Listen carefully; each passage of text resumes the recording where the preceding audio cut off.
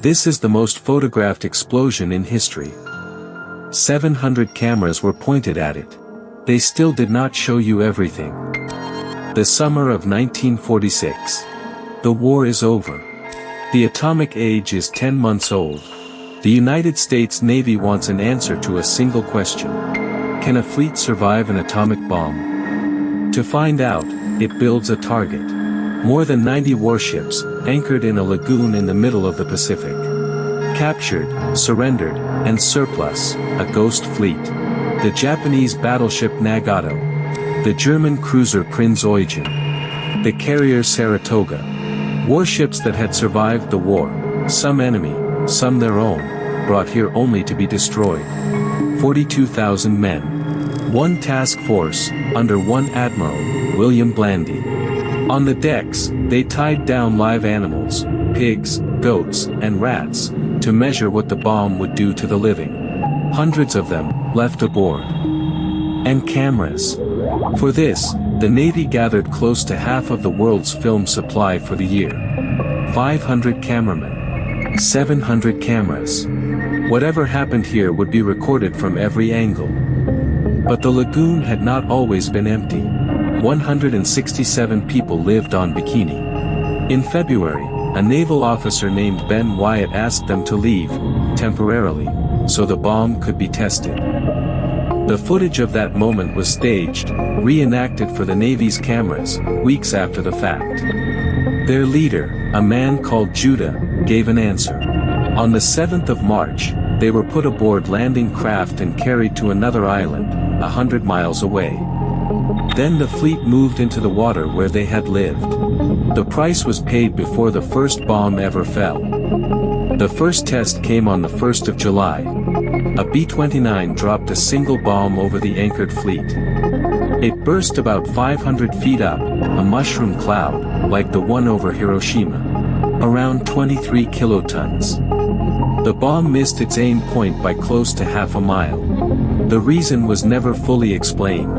5 ships went down. It was less than the world had expected.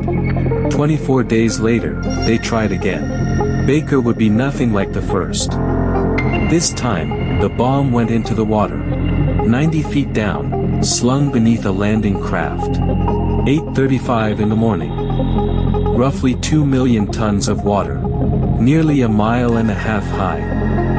The landing craft beneath it simply vanished.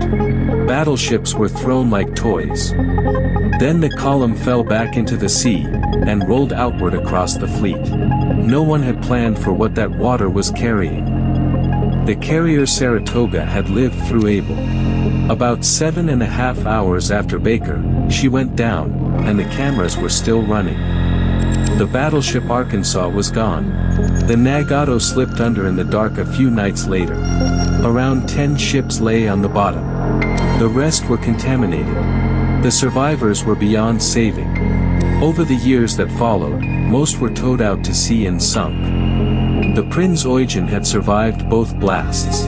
But the water had left it too radioactive to repair. Months later, it rolled over and sank. One of the scientists there gave the day a name. The ships that were left had to be cleaned. Thousands of sailors, many of them stripped to the waist, went aboard and scrubbed the radioactive decks by hand. This is the part that a successful test did not show you.